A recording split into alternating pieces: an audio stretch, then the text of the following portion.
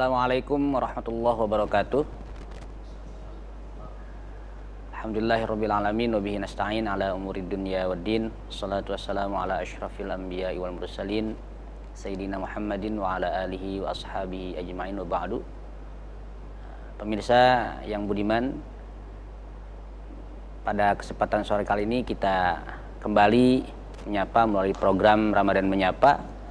Insyaallah tema pada sore kali ini adalah moderasi beragama dan akan disampaikan oleh dua narasumber yang sangat luar biasa. Telah hadir di tengah-tengah kita dua narasumber. Yang pertama yaitu Bapak Profesor Dr. Ilman Nafi' MAG. Apa kabar, Prof? Baik, Assalamualaikum. Waalaikumsalam. Gimana kabarnya, Prof? Alhamdulillah. Puasanya gimana, Prof? Lancar. Di luar mungkin panas, tapi di studio adem ya, Prof? Oke. Narasumber yang kedua yaitu Bapak Dr. Haji Muhammad Yahya, MHum. Selamat datang.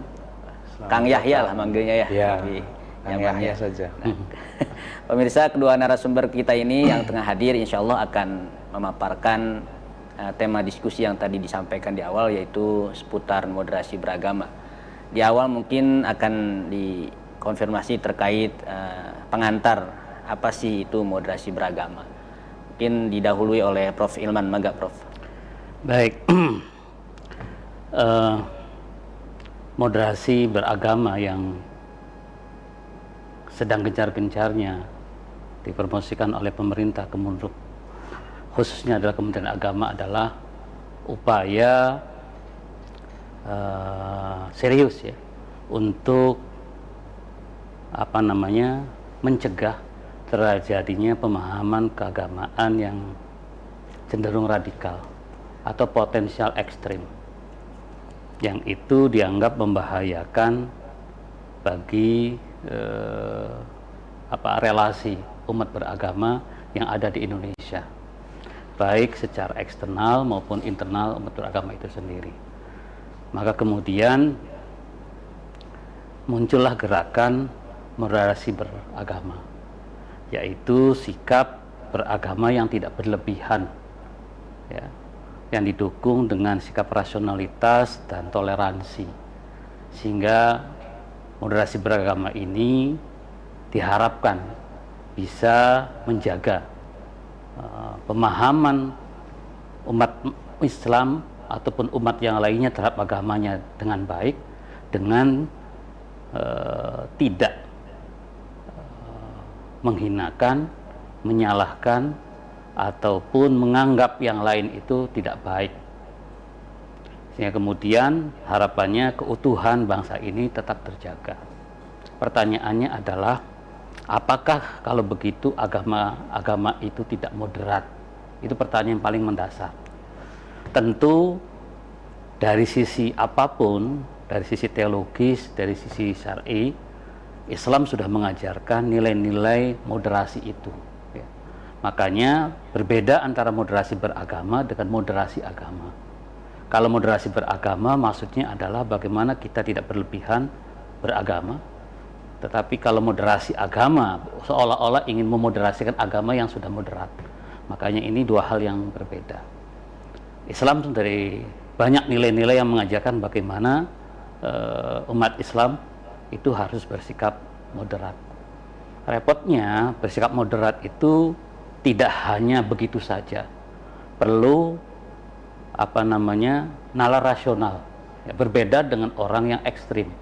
Orang ekstrim itu baik kiri kanan tinggal ikut, tetapi bersikap moderat itu butuh upaya rasionalitas. Nah, yang ini agak berbeda ya, dan butuh perjuangan yang luar biasa. Yang kedua, butuh sikap untuk menghormati satu dengan yang lain atau toleransi. Yang ketiga, bersikap adil pada diri dan orang lain. Tiga nilai besar moderasi beragama ini menjadi nilai penting bagi kita untuk berinteraksi dengan orang lain.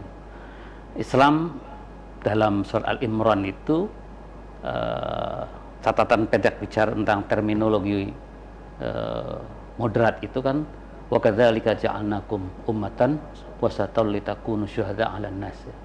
Itu terminologi wasatan di situ, wasatiyah itu betul-betul menjadi bahwa sikap wasaton ya Islam itu sendiri. Makanya output dari moderasi beragama atau umat Islam yang moderat itu ya rahmatan lil alamin. Dia harus menjadi rahmat bagi dirinya dan orang lain. Makanya ukurannya sederhana. Kalau kita masih melihat pertengkaran antara umat Islam dengan orang lain, itu artinya kita belum menjadi rahmat bagi orang lain. Kalau di sekitar kita, alam kita terjadi banjir, terjadi bencana, itu artinya kita belum jadi rahmat buat alam semesta ini, dan seterusnya. Maka output rahmatul alamin ini menjadi nilai ya, bagi moderasi beragama, sikap moderasi beragama bagi umat Islam dimanapun dan kapanpun mereka berada. Terima kasih Prof. Tadi disinggung oleh Prof itu satu ayat ya, di perintah langit. Wa ma arsalnaka illa rahmatan lil alamin. Mungkin ini menjadi landasan teoritis ya terhadap konsep moderasi beragama. Kita beralih nih ke Kang Yahya juga nih supaya ini ya berimbang juga. Mungkin ada pandangan lain juga atau tambahan ya terkait landasan teoritis terhadap konsep moderasi beragama. Tadi disinggung oleh Prof Ilman bahwa moderasi beragama itu adalah merupakan sikap untuk pribadi muslim ya dalam kehidupan sehari-hari. Mangga Kang. Baik, terima kasih Mas Zainal, Prof Ilman yang saya hormati. Pemirsa dimanapun Anda berada, pertama-tama saya mengucapkan selamat berpuasa dulu nih untuk semua pemirsa Ramadan Menyapa. Luar biasa, kita sudah di hari ke berapa ini? 13. 13. Oke, merespon tadi apa yang ditanyakan oleh Mas Zainal terkait dengan pandangan lain begitu ya. Saya hanya ingin memperjelas apa yang disampaikan oleh Prof Ilman tadi, apa yang disebut dengan sikap ramah tadi ya, sikap yang kemudian tidak berlebihan. Sikap berlebihan di sini, moderasi beragama ini tadi juga sudah disinggung bahwa ini menjadi sebuah gerakan sosial itu ya, yang diinginkan oleh Kementerian Agama. Nah, sebagai sebuah gerakan sosial, moderasi ini ditempatkan sebagai sebuah paradigma. Sebagai sebuah paradigma. Mengapa sebagai sebuah paradigma? Karena hasil yang diinginkan adalah kehidupan damai, toleran, damai, kehidupan yang makmur, itu adalah hasil. Nah, alatnya, paradigmanya yang dipakai untuk sampai pada itu adalah moderasi. Nah, moderasi ini basisnya atau dasar kita bisa moderat, kita bisa bersikap tidak berlebihan kalau punya dua dasar, yaitu adil dan keberimbangan. Nah, jadi konsepnya begitu, yang diinginkan oleh Kementerian Agama. Maka moderasi itu apa? Moderasi itu adalah cara pandang, karena dia sebagai sebuah paradigma, dia dianggap sebagai sebuah cara pandang, sikap atau praktik beragama. Nah, karena konteksnya adalah moderasi beragama itu muncul karena dalam konteks kehidupan bersama, maka di sini adalah sikap atau cara pandang atau praktek keberagamaan dalam kehidupan bersama. Artinya kalau sendirian saja beragama, ya itu lain nanti persoalannya. Tapi ini konteksnya adalah kehidupan bersama yang mengejawantahkan esensi ajaran agama. Dengan prinsip apa? Tadi keadilan, keseimbangan, dan yang terakhir nih, yang tadi belum disebutkan, ketaatan terhadap konstitusi. Nah, ini karena apa? Karena hidup bersama. Di mana? Karena di negara kita itu ya. Nah, konstitusi yang menjadi kesepakatan bersama ini juga harus menjadi prinsip yang harus dijalankan. Nah, apa sih esensi ajaran agama itu? Tahan dulu Kang Yahya. Oke. Ya, kita akan lanjut ya. Pemirsa, kita akan lanjut. Kang Yahya sebenarnya masih ingin terus menyampaikan terkait moderasi beragama. Kita akan lanjut setelah pariwara iklan berikut ini.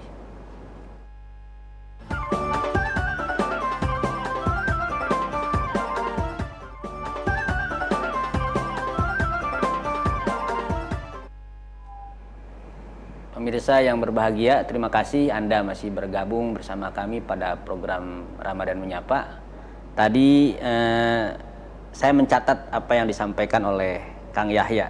Salah satu nilainya adalah ketaatan terhadap konstitusi, karena ya, masyarakat Indonesia itu saling hidup berdampingan lah. Ya. Mungkin bisa diperjelas kembali, Kang. Oke, sebelum saya masuk ke soal ketaatan terhadap konstitusi tadi, ada soal esensi dulu ya, esensi ajaran agama. Kenapa ini penting? Karena ini menjadi landasan juga ya, terkait dengan bagaimana kita mempraktekkan keagamaan kita gitu ya. Esensi ini ada dua. Yang pertama adalah menjaga martabat kemanusiaan, dan yang kedua adalah menjaga kemaslahatan umum ya, mewujudkan kemaslahatan umum. Nah, dua hal ini yang menjadi landasan sikap atau cara pandang beragama. Secara konseptual, kalau ini dipastikan terejawantah dalam setiap kehidupan keagamaan masyarakat, hasilnya pasti toleran. Gitu ya. Hasilnya pasti toleran, hasilnya pasti damai. Nah, lalu kemudian tadi ya, bahwa apa sih prinsip yang menjadi landasan? Salah satunya tadi ketaatan terhadap konstitusi, gitu ya. Mengapa ini menjadi satu hal yang kemudian muncul dalam konsep moderasi beragama? Karena kita tahu bahwa konstitusi ini adalah perekat utama dari adanya NKRI. Ya. Nah, ini adalah hasil ijtihad yang kemudian sudah disepakati secara bersama, dan itu memiliki nilai yang luar biasa dari kehidupan masyarakat kita dalam konteks berbangsa dan bernegara.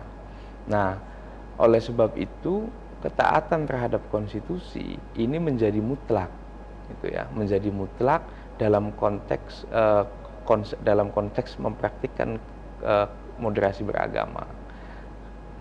Kenapa menjadi mutlak? Karena tadi bahwa itu adalah alat perekat dari kehidupan berbangsa dan bernegara.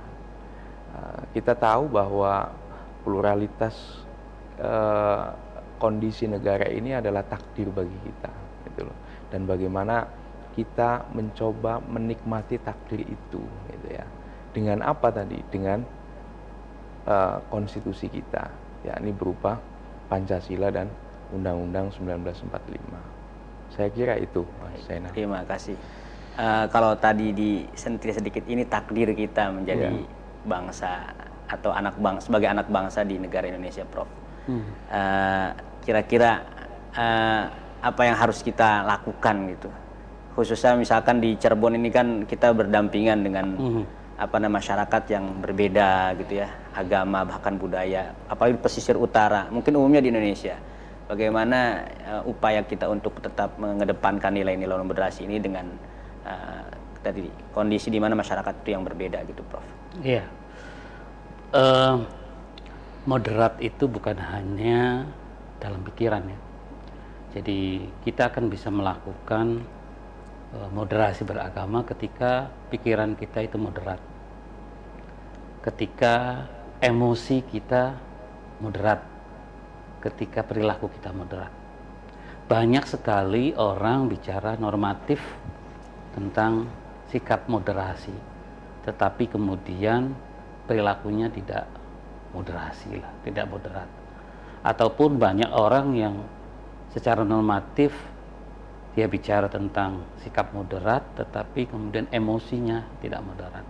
Ini problemnya. Masyarakat kita itu sudah diajarkan oleh ulama-ulama kita, orang-orang tua kita, bagaimana mereka menghormati orang lain. Ya. Nah, ini kan problemnya sebenarnya problem bukan di masyarakat awam. Jawaban moderasi beragama itu justru muncul merespon masyarakat menengah ke atas ketika mereka berbeda secara ideologi politik, secara ideologi gerakan dan seterusnya. Sementara masyarakat biasa itu sudah mendapatkan pengetahuan itu dengan contoh-contoh dari orang tua kita ya. Kita hampir tidak ditemukan di masyarakat biasa, orang-orang kampung itu mereka bertengkar karena berbeda agama itu. Sulit ditemukan. Mungkin ada, tapi sulit temukan.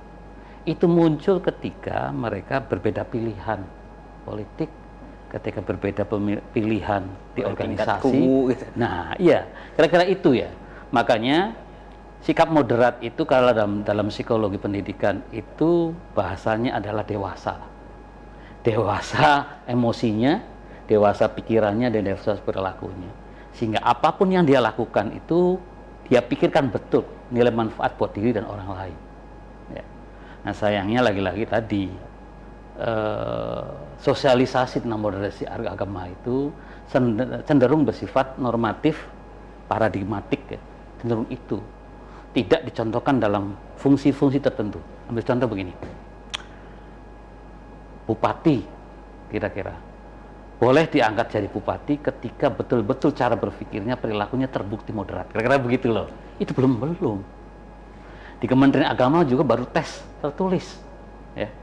Nah, dosen-dosen itu baru tes tertulis. Tetapi belum bisa mengidentifikasi mereka cara berpikirnya apa betul-betul moderat, perilakunya moderat, emosinya moderat atau tidak. Belum sampai di tingkat itu. Tetapi langkah yang sudah dilakukan mungkin sudah positif, ya. Tinggal kemudian bagaimana itu diperbaiki sehingga bukan hanya pada tingkat normatif tetapi juga pada tingkat emosi dan perilaku. Kalau ini dilakukan, saya pikir negara ini akan terganggu oleh siapapun. Akan terjaga kesatuan persatuan, akan terjaga toleransi dan sebagainya. Saya ketika kecil itu ada orang yang non muslim, anak kecil ya, bareng-bareng, tahu bulan Ramadan seperti ini, mereka bermain dengan kita-kitaan, bahkan ikut puasa dan sebagainya, ya. Sehingga kalau siang dipanggil orang tuanya suruh makan nggak mau, karena bermainnya di musola walaupun mereka non muslim. Suatu saat mereka 3 hari itu, ketika saya kecil itu, dia nggak mau pulang, sampai ikut tarawih dan sebagainya lah, non muslim itu. Nah, sampai orang tuanya menjenguk, memaksa anaknya suruh pulang, anaknya nggak mau. Ada yang menarik pada saat itu, ada sebuah anak yang justru mengajak anak itu pulang ke orang tuanya. Ketika ditanya alasannya apa, saya sebagai anak juga akan merasa kehilangan ketika orang tua seperti itu. Kira-kira begitulah. Begitu dewasanya anak itu karena memang diajarkan di sikap masyarakat yang begitu.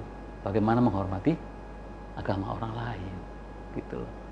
Nah ini kan sebenarnya sudah ditanamkan kebiasaan bagi saya ini. Lihat cerita-cerita contohnya Wali Songo, ya, ulama-ulama masa lalu bagaimana menghormati orang lain. Kita dulu kan sudah terbiasa setiap Imlek dikirimin namanya bolu Cina atau apa itu tuh terbiasa itu di musola-musola, di masjid dikasihkan itu sudah terbiasa. Justru itu tidak muncul di kalangan akademisi. Makanya jangan-jangan ya itu gerakan itu nyasarnya baru di tingkat akademisi kan persoalan itu. Di masyarakat sudah dijalankan secara dari si perilaku mereka sudah diajarkan. Makanya menurut saya kenapa pentingnya sikap moderat itu berangkat dari rasionalitas itu? Karena memang di tingkat di kalangan tertentu butuh rasionalitas, mempertimbangkan yang baik, yang buruk dan seterusnya sehingga kemudian matang berbuat sesuatu itu. Terima kasih, Prof. Kalau dari Kang Yahya bagaimana, Kang? Saya pengen membuat satu tekanan di sini ya, bahwa moderasi beragama itu seringkali dipahami hanya dalam konteks kehidupan agama dalam arti berkeyakinan dan praktik keagamaan. Padahal di dalamnya juga termasuk dan bahkan ini sedang menjadi prioritas pelayanan keagamaan. Nah, ini yang justru menjadi PR besar di kita, gitu ya, menjadi PR besar. Pelayanan keagamaan ini menjadi salah satu indikator bahwa apakah seseorang itu tadi misalnya, apakah kemudian kenapa kemudian programnya hanya di level akademik ya, tidak menyasar pada perilaku. Nah, perilaku ini adalah hasil yang kemudian dicoba dibangun secara bersamaan melalui apa? Kesepakatan cara pandang. Nah, kesepakatan cara pandang ini yang ingin kita lihat sebenarnya yang menjadi titik utama adalah pelayanan keagamaan. Bagaimana misalnya orang sekarang misalnya ngurus apa atau bertanya tentang persoalan agama, atau dia katakanlah di kampus kita lah ya, itu kan bagian dari pelayanan keagamaan meskipun bentuknya dalam bentuk pendidikan gitu ya. Nah, misalnya ada mahasiswa minta surat keterangan aktif atau apa dan lain sebagainya, ketika itu pelayanannya prima, maka itu adalah wujud dari moderasi beragama. Nah, ini yang seringkali terlupakan gitu ya, bahwa dikiranya moderasi beragama itu hanya pada level kehidupan keagamaan murni ya, pure keagamaan, tidak. Tetapi justru moderasi beragama itu ada tadi konteksnya kehidupan bersama. Kehidupan bersama dalam konteks berbangsa dan bernegara, justru sikap keagamaan, keyakinan terhadap keagamaan itu sebenarnya bergeser pada sesuatu yang individualistik gitu ya. Nah, yang justru tahan lagi. Ya, sebentar. Yang diperhatikan adalah soal tadi bagaimana kita hidup bersama dalam konteks mengejawantahkan esensi keagamaan itu. Gitu loh. Siap, Kang. Terima kasih Kang Yahya. Ini Ya. menarik ya, pemirsa. Sepertinya kita akan lanjut di segmen berikutnya. Banyak mungkin yang ingin dikonfirmasi. Kita simak dulu iklan berikut ini.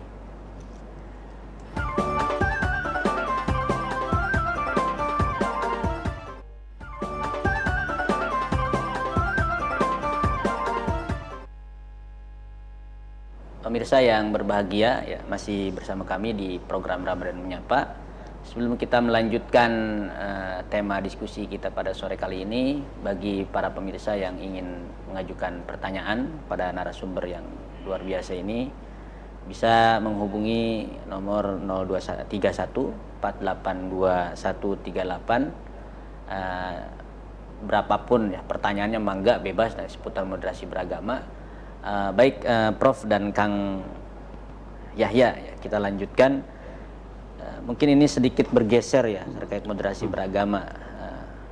Bisa mungkin diceritakan atau disampaikan Prof terkait histori ya. Mungkin dulu Rasulullah kan di Madinah itu sebagai masyarakat madani itu bersinggungan dengan agama-agama yang lain di sana. Mungkin ada peristiwa atau contoh yang bisa disampaikan dari Rasulullah, Prof. Iya.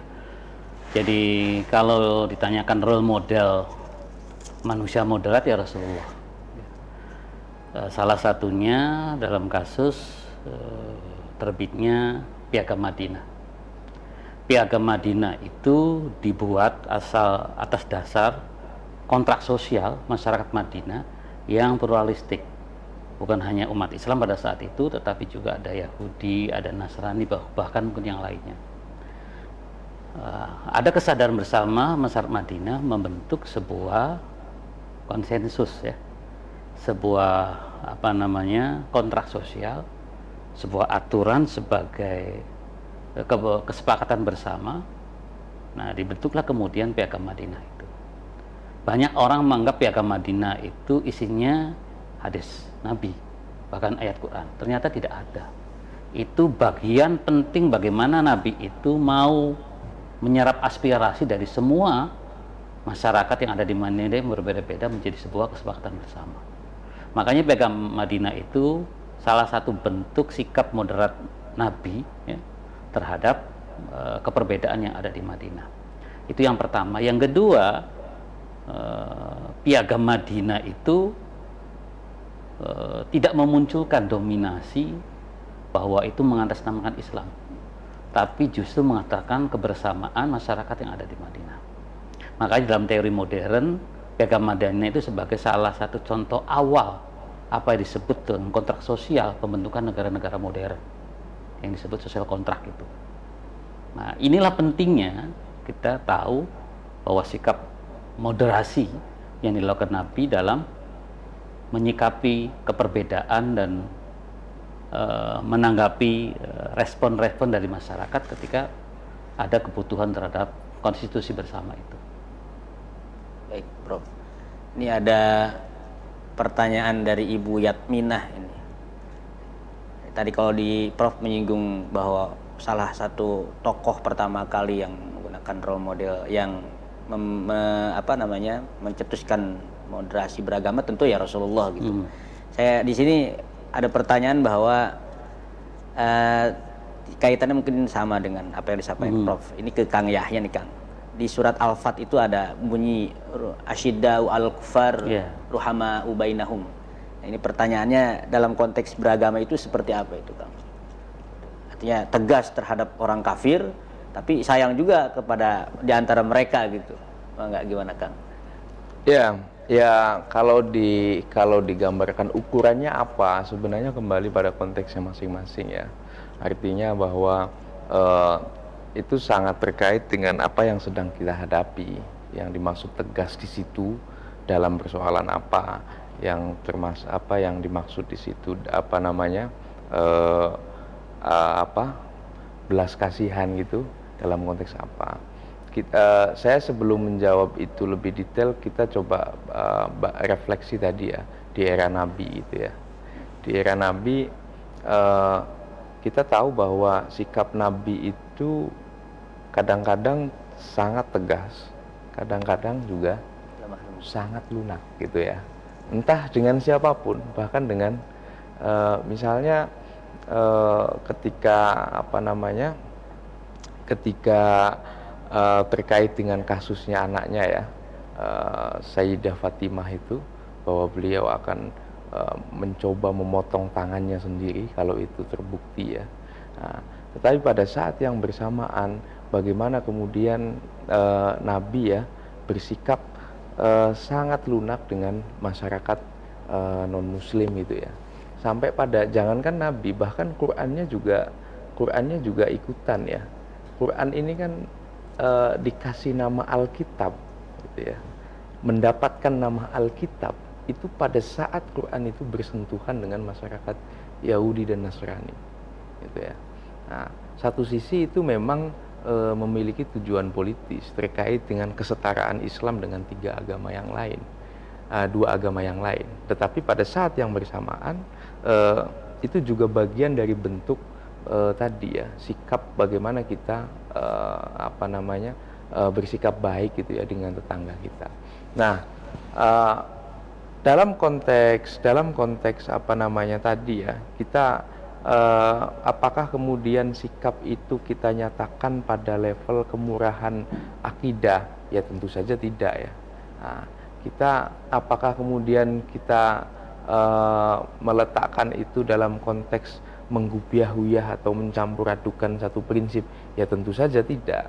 Kembali pada sikap bahwa kita akan melihat pada esensi ajaran tadi, bahwa selagi itu menjaga pada level martabat manusia, itu ya kita betul-betul lunak gitu ya. Lalu kemudian yang kedua tadi, menjaga kemaslahatan umum, kita itu lunak di situ. Tetapi kalau dua itu juga sudah dilanggar, maka sikap yang diambil juga mesti tegas. Saya kira tidak melihat siapapun dia, apakah sebagai umat Muslim atau non Muslim, ketegasan itu sama sebenarnya. Cuma memang ayat itu bicara dalam konteks yang sangat spesifik. Saya kira itu Mas Zainal. Terima kasih Kang Yahya. Ini juga mungkin Prof ya, kiat-kiat lah intinya. Mungkin yang sederhana saja. Karena kita memang bersinggungan dengan Muslim yang satu dengan Muslim yang lainnya. Ya, ini jangan sampai juga terlupakan supaya pemirsa di rumah juga bisa mendapatkan informasi juga. Kiat-kiat sederhana saja lah Prof, terkait hubungan antara sesama Muslim, terus penanaman nilai moderasinya itu seperti apa gitu.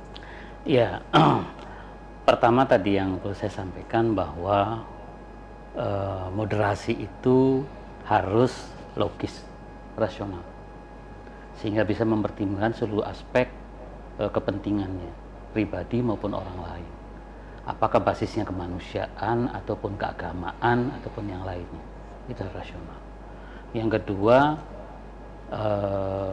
tidak berlebihan, sehingga punya potensi cenderung membenarkan diri sendiri dan menyalahkan orang lain. Siapapun punya potensi berbuat salah, siapapun punya potensi untuk melakukan kebaikan. Makanya kemudian di sini titik jangan berlebihan itu supaya tidak menilai diri sendirinya lebih baik dengan menghinakan orang lain.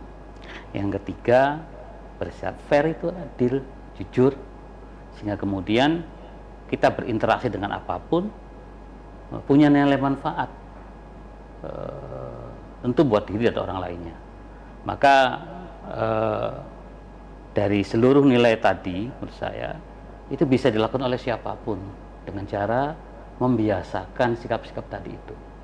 Dia berpikir rasional, tidak berlebihan, kemudian adil dan jujur, sehingga kita bisa berperilaku yang positif.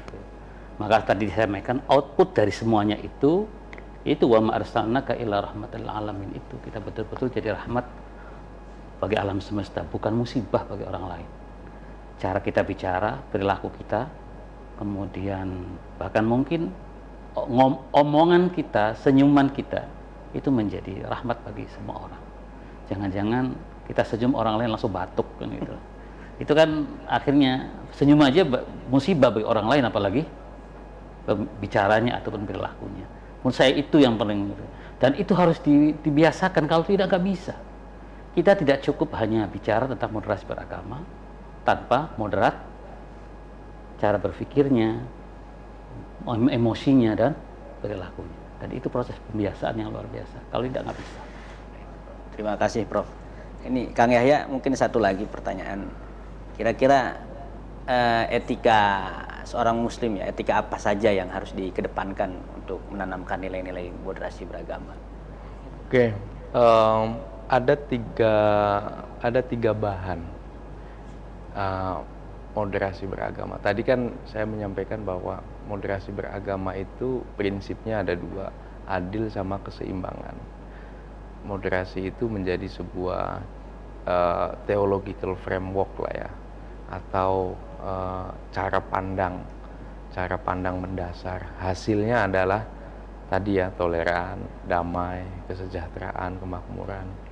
Nah, ada tiga bahan untuk bisa orang itu bisa moderat, itu ada tiga bahannya. Yang pertama adalah ilmu ya, tahu. Nah, ilmu ini ada dua pengertian di sini ya, sebagai ilmu dalam pengertian diskurs ya, wacana. Ada yang sebagai bahwa dia hanya sebatas pengetahuan gitu ya. Ada metodologi, ada pengetahuan.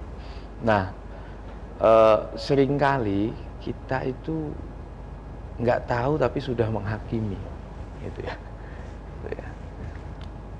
Kita misalnya, ini contoh sederhana, ini kritik untuk diri kita ya. Kita seringkali suka mengatakan bahwa Al-Quran itu sebagai musaddiqan lima baina yadai. Jadi dia pembenar di antara kitab suci yang lain gitu ya. Tapi pernah nggak kita belajar kitab yang lain itu? Kita bagaimana kita tahu Quran itu sebagai pembenar kalau yang dibenarkan nggak pernah kita pelajari? Itu contoh ya, contoh sederhana saja, dan banyak. Seringkali juga kita itu ukurannya itu kita, Mas. Jadi kita ketika misalnya saya nih berhubungan dengan Mas Zainal, ukurannya selalu saya yang dipakai dalam konteks saya gitu ya.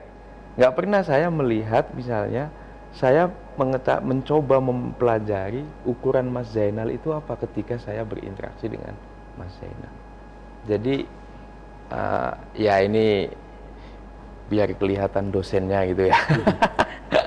Ada teori namanya Nacherleben gitu ya, dalam bahasa Jerman. Jadi mencoba menjadi diri subjek orang yang diajak bicara. Misalnya saya dengan Mas Zainal ya, mencoba memahami dalam posisi Mas Zainal seperti apa. Nah, yang kedua itu budi, bahannya moderasi itu. Jadi budi ini budi pekerti ya. Budi pekertinya tahan dulu kan. Oke. Buat nanti.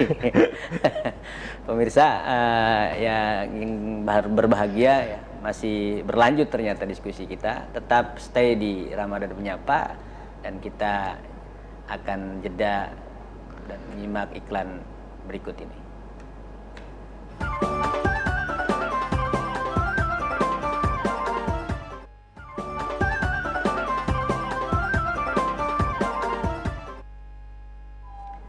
Pemirsa yang berbahagia, terima kasih masih bersama kami pada program Ramadan Menyapa. Kita akan berlanjut ya, masih berlanjut tadi apa yang disampaikan oleh Kang Yahya. Mangga Kang.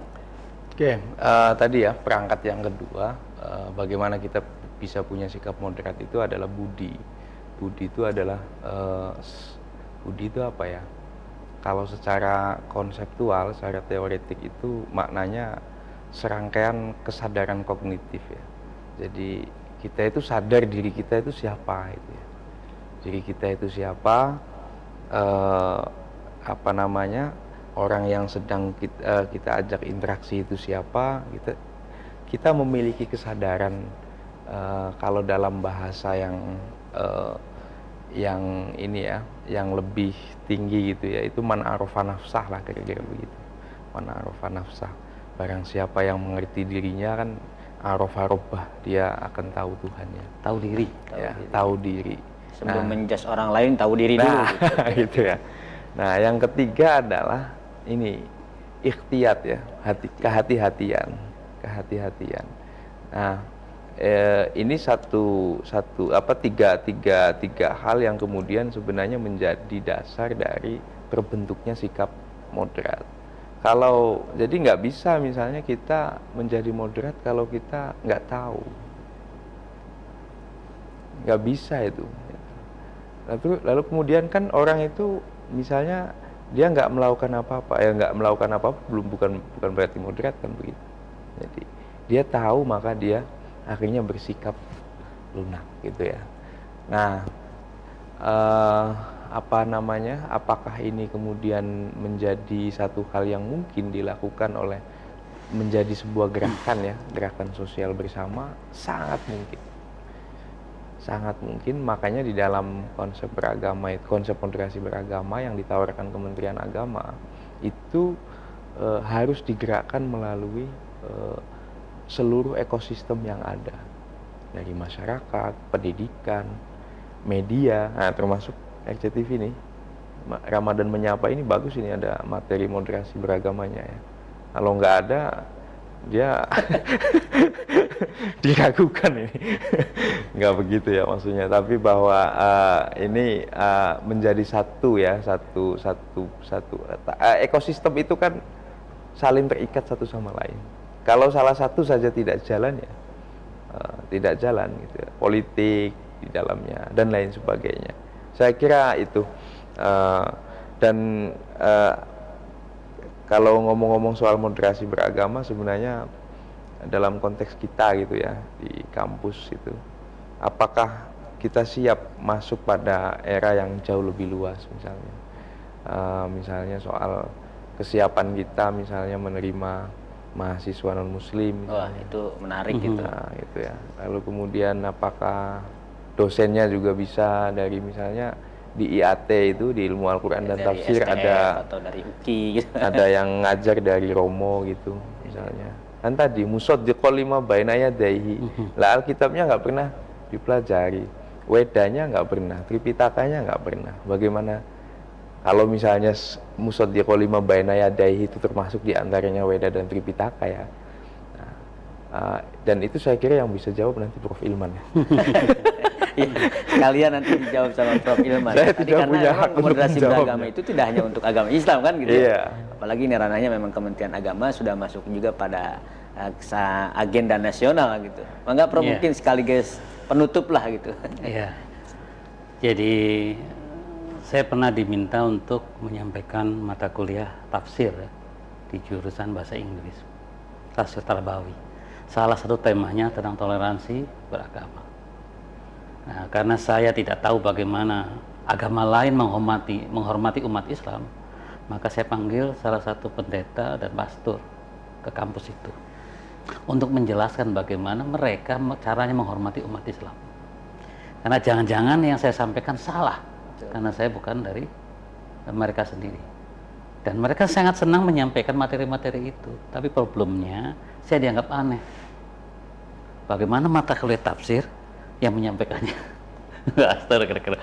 Padahal hanya ingin mendapatkan informasi bahwa mereka pun punya perspektif bagaimana menghormati umat Islam sebagai non-muslim.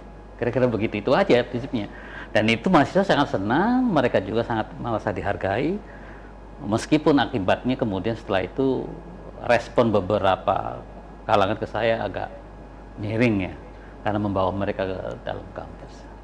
Nah, menurut saya sebagai salah satu institusi pemerintah, mau tidak mau kita harus melayani juga orang-orang lain yang punya hak yang sama, gitu ya, termasuk yang tadi non-muslim. Tinggal bagaimana aturannya, panduannya supaya itu betul-betul terjaga hak-hak dan kewajibannya. Karena bukan hanya kita cukup menerima, tetapi juga harus siap memfasilitasinya. Ketika belajar hal-hal tertentu terkait agamanya, sarana prasarana buat mereka untuk beribadah dan seterusnya. Sebagaimana mereka menyiapkan fasilitas untuk kita sebagai umat Islam. Itu yang perlu nih. Nah, nampaknya dapat di titik itu kita belum siap. Dari sisi mental, mungkin sebagian akademisi nggak ada persoalan. Tapi kesiapan sarana prasarana yang itu harus disiapkan dahulu, termasuk tadi kode etiknya, pedoman-pedoman akademiknya untuk merespon ya, memungkinkan potensi-potensi itu muncul. Terima kasih, Prof. Semoga juga terwujud ya YN menjadi pelopor kampus moderasi beragama khususnya di wilayah Ciayu Majakuning ya, Prof. Ya. Kayaknya mungkin ada pesan terakhir, bukan pesan terakhir yang lain-lain, pesan terakhir terhadap tentang moderasi beragama untuk masyarakat lah. Gitu. Ini saya kira bukan pesan ya. Saya hanya mengingatkan saja bahwa kalau kita tidak kemudian menjadi moderat, maka yang dipertaruhkan bukan hanya kita, tetapi juga bangsa ini, gitu ya, negara ini. Apakah kita rela itu ya, NKRI ini, bangsa ini tidak bisa dinikmati oleh anak turun kita? Nah, itu saya kira pertanyaan itu kembali kepada diri kita masing-masing. Kalau misalnya kita tidak rela, ayo bersama-sama menjaga. Gitu ya. Dan menjaganya dengan apa? Salah satunya adalah moderasi beragama. Itu saya kira, Mas Zainal. Oke, terima kasih. Penyampaian yang menarik dari Prof. Ilman, sudah detail juga tadi disampaikan dari Kang Yahya juga. Pada intinya kita sebagai sama anak bangsa, khususnya seorang muslim gitu ya, bahwa nilai-nilai moderasi beragama itu tentu menjaga kita ya, khususnya keutuhan negara Kesatuan Republik Indonesia, dan juga bisa membuat kehidupan kita sehari-hari ya, yang berdampingan dengan masyarakat, katakanlah yang muslim dan non muslim, bisa menjadi damai, sentosa, sejahtera, seperti itu. Sekali lagi terima kasih kepada para pemirsa, dan saya ucapkan juga terima kasih kepada Prof. Ilman sudah hadir membersamai program Ramadan Menyapa. Kang Yahya juga terima kasih. Sekali lagi, ilmu-ilmu atau informasi yang kita dapatkan pada program Ramadan Menyapa ini tentunya bisa menjadi pengetahuan bagi kita semua. Kiranya itu ya yang bisa kami sampaikan. Tidak lupa kepada para pemirsa, saksikan terus program Ramadan Menyapa selama bulan suci Ramadan di Radar Cirebon TV mulai pukul 16.00 sampai dengan 17.00. Saya selaku host pada sore kali ini, Zainal Mutakir, undur diri. Assalamualaikum warahmatullahi wabarakatuh.